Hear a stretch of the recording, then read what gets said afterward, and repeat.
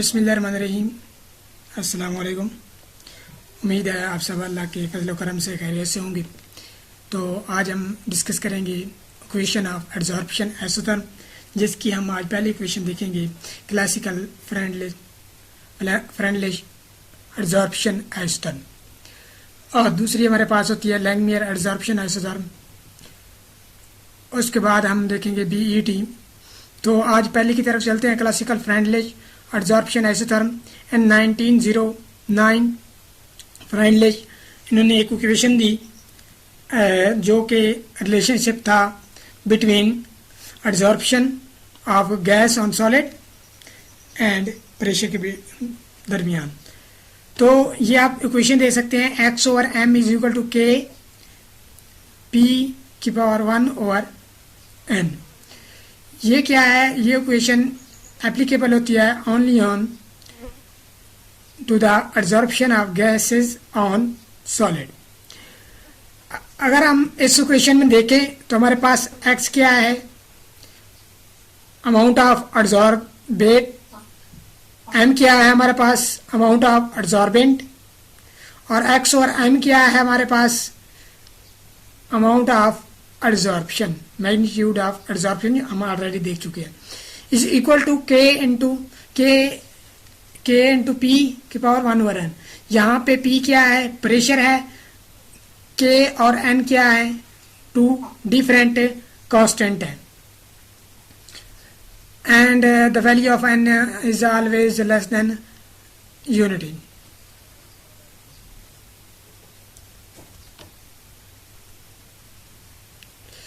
आगे अगर हम देखें तो हमारे पास आ जाता है इसी इक्वेशन का, अगर x और m का मैं लॉग लूँ, x और m का मैं अगर लॉग लूँ तो मेरे पास टेकिंग लॉग बोथ साइड, तो मेरे पास क्या बन जाएगा? लॉग x और m is equal to log k p⁴ equation 1 का मैंने क्या किया है? लॉग ले लिया। इसके बाद अगर देखें तो क्या आ जाएगा? लॉग x और m इज इक्वल टू क्या बन जाएगा? प्रोडक्ट रूल अप्लाई करेंगे, log k + 1/n log p। तो ये मेरे पास आ जाएगा। उसके बाद अगर हम देखें तो इन केस ऑफ, अब ये क्वेश्चन नंबर जो 2 है, this is the straight line equation in intercept form.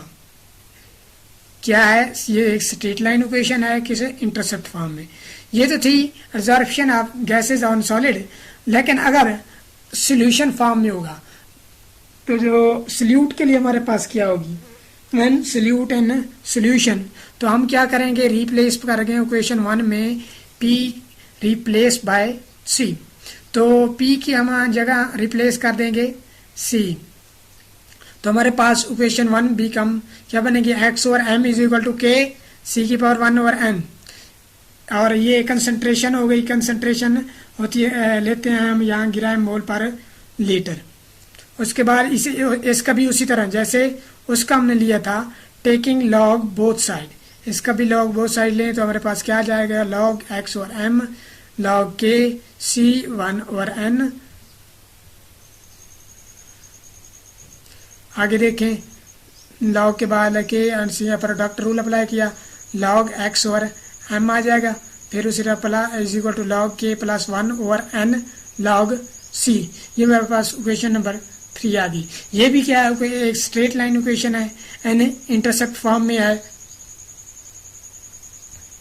उसके बाद अगर मैं देखूं तो ये मेरे पास ग्राफ कैसे बनेगा? क्योंकि ये स्ट्रेट लाइन इक्वेशन है, तो हमारे पास y क्या है? लॉग x और m, और लॉग p हमारा x एक्सिस आएगा। तो इंटरसेप्ट हमारे पास क्या है? लॉग k था, intercept is equal to log k, और स्लोप हमारे पास जो होगी वो इक्वल टू होगी 1/n। तो हम यहाँ से स्ट्रेट लाइन इक्वेशन से हम क्या मालूम कर सकते हैं? हमारे इंटरसेप्ट फॉर्म और स्लोप से हम फाइंड आउट कर सकते हैं वैल्यू ऑफ n और k की वैल्यू। इन जब स्लोप निकालेंगे तो हम किसकी वैल्यू फाइंड आउट कर सकते हैं स्लोप के जरिए, क्योंकि ये स्ट्रेट लाइन होगी तो स्ट्रेट लाइन से हम इसकी स्लोप निकालेंगे। जो स्लोप की वैल्यू आएगी उससे हम 1 इज इक्वल टू हम 1 ओवर एन रखेंगे, 1 ओवर एन रख के हम उससे एन की वैल्यू निकाल सकते हैं। उसके बाद अगर आप इंटरसेप्ट में देखें तो इंटरसेप्ट जो हमारे पास वैल्यू आएगी वो किसके इक्वल होगी, लॉग के इक्वल होगी, और वहाँ से हम वैल्यू ऑफ के मालूम कर सकते हैं। आगे अगर हम चलें तो हमारे पास इसकी वैलिडिटी अगर देखें हम तो वैलिडिटी हमारे जब 1 over N is equal to 0 put करेंगे इन इक्वेशन नंबर 1 में तो हमारे पास क्या बन जाएगी equation 1, then x over m is equal to K P की पावर 0। जब किसी की पावर भी 0 हो तो क्या होता है, किसी की पावर जब 0 होगी तो वो इक्वल हो जाता है 1 के। जैसे p की पावर 0 है तो ये इक्वल होगी 1 के, तो मेरे पास क्या आ जाएगा k into 1 is equal to K ही रहेगा, तो मेरे पास x और m is equal to K आ जाएगा। दिस इक्वेशन शो दैट, ये इक्वेशन ये बता रही है कि जो x और m है, जो adsorption is independent of K, adsorption is independent of pressure when 1 over n is equal to 0। जब 1 over n is equal to 0 होगा तो एड्सॉर्प्शन इंडिपेंडेंट होगी प्रेशर पे। इसी तरह हम दूसरा केस लेते हैं, when 1 over n is equal to 1।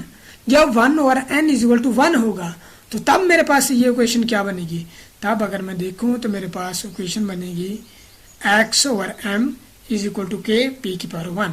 तो दिस इक्वेशन शो दैट, ये इक्वेशन क्या बता रही है, ये इक्वेशन बता रही है कि एब्जॉर्प्शन जब 1 over n is equal to 1 होगा तो उस वक्त ये डिपेंडेंट करेगी प्रेशर पे। तो इसी तरह हम अब ले लेते हैं जब एक्सपेरिमेंटली देखा गया, और एक बात और याद रखें कि n की जो वैल्यू होगी वो बिटवीन होगी 0 और 1 के दरमियान, और लॉग x ओवर m जो है हमारे पास लॉग x ओवर m, ये मेरे पास एक साइड पे जब एक्सपेरिमेंटली देखा गया, ये ग्राफ जो है फिगर 2 ये हमें एक्सपेरिमेंटली शो कर रही है कि एक्सपेरिमेंटली कैसा हुआ। एक्सपेरिमेंटली अगर हम देखें तो लॉग x और m और लॉग p के दरमियान जब ग्राफ बनाया गया तो वहाँ पे सैचुरेशन पॉइंट हमें मिला। वहाँ पे जब प्रेशर इंक्रीज करते गए तो जब हाई प्रेशर हुआ तो उस वक्त लॉग x और m क्या हो गया, कांस्टेंट हो गया। जब ये कांस्टेंट हुआ तो ये क्या था, ये उस पर वैलिड नहीं हो रही थी जो हमारे फ्रेंड लिस्ट ने दी थी। उसके मुताबिक क्या था कि लीनियरिटी थी इक्वेशन में, क्या था बिल्कुल स्ट्रेट लाइन थी, लेकिन यहाँ पे क्या है एक सैचुरेशन पॉइंट मिल रहा है एट हाई प्रेशर पे, तो इसलिए ये इसका ये ड्रॉबैक था, लिमिटेशन थी। तो अब इसके हम चलते हैं लिमिटेशन की जानिब कि इसकी लिमिटेशन क्या थी। अगर हम इसकी लिमिटेशन देखें तो मेरे पास लिमिटेशन आ जाते हैं। Limitation of friend list equation क्या है, ये प्योरली इंपेरिकल फार्मूला था, इसका कोई नो थ्योरेटिकली फाउंडेशन, इसकी कोई थ्योरेटिकली फाउंडेशन नहीं थी। दूसरी बात ये थी K and N is dependent on not independent, dependent on temperature. K क्या थे, ये इंडिपेंडेंट नहीं थे बल्कि क्या थे, के और एंड दोनों कांस्टेंट डिपेंड कर रहे थे टेम्परेचर पे।